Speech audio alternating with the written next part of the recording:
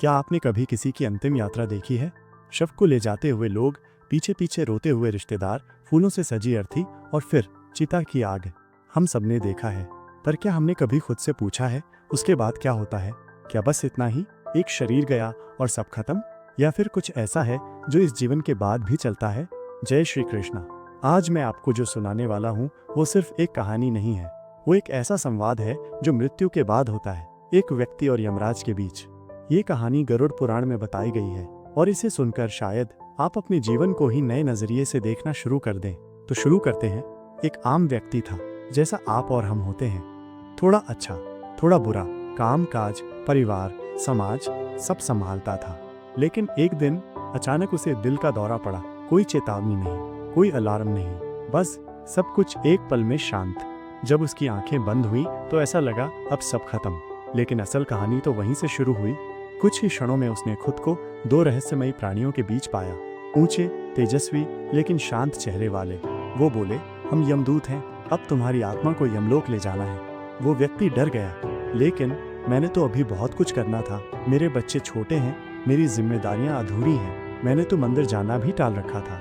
पर यमदूतों ने कुछ नहीं कहा। उन्होंने उसका हाथ पकड़ा और अगले ही पल वो यमराज के सिंहासन के सामने खड़ा था। यमराज को देखकर उसके पैरों तले जमीन खिसक गई। वो क्रोधित नहीं थे, वो गंभीर थे। उनकी आंखों में ज्ञान का तेज था और चेहरे पर अपार स्थिरता। वो बोले, डरो मत, यहाँ कोई सजा या इनाम नहीं दिया जाता, यहाँ केवल तुम्हारे कर्मों का हिसाब होता है। मनुष्य बोला, हे यमराज, क्या ये सब अचानक हुआ? क्या मुझे कोई चेतावनी नहीं मिली? यमराज बोले, क्यों नहीं मिली? क्या जब तुम्हारा शरीर थकने लगा था, क्या वो चेतावनी नहीं थी? जब बाल सफेद होने लगे, जब नींदें कम हुई, जब प्रियजन एक एक कर विदा होते गए, क्या वो सब संकेत नहीं थे? पर तुमने नहीं सुना। तुम जीवन को इतना उलझाते रहे कि मृत्यु को समझने का समय ही नहीं निकाला। देखो, मृत्यु कोई सजा नहीं है, मृत्यु सिर्फ तुम्हारे कर्मों का प्रतिबिंब है। तुमने जीवन में जो किया उसी का प्रतिबिंब तुम्हें मृत्यु के बाद मिलता है। अगर तुमने मोह में जीकर अपने कर्तव्य छोड़े तो वो यहाँ उजागर होंगे। अगर तुमने लोभ में आकर किसी का हक छीना तो वो यहाँ सामने आएगा। और अगर तुमने सेवा, प्रेम, दया और सच्चाई के साथ जीवन जिया तो वही तुम्हारी आत्मा को ऊंचा उठाएगा। वो व्यक्ति फूट फूट कर रोने लगा। मुझे लगा था अभी बहुत समय है, मैं सोचता था बुढ़ापे में भक्ति कर लूंगा, मैंने जीवन को बाद में के नाम पर टाल दिया। पर अब यमराज बोले, अब यहाँ निर्णय नहीं होते, यहाँ केवल परिणाम होते हैं। निर्णय तुम्हें जीवन में करने होते हैं। मित्रों, यही तो बात है।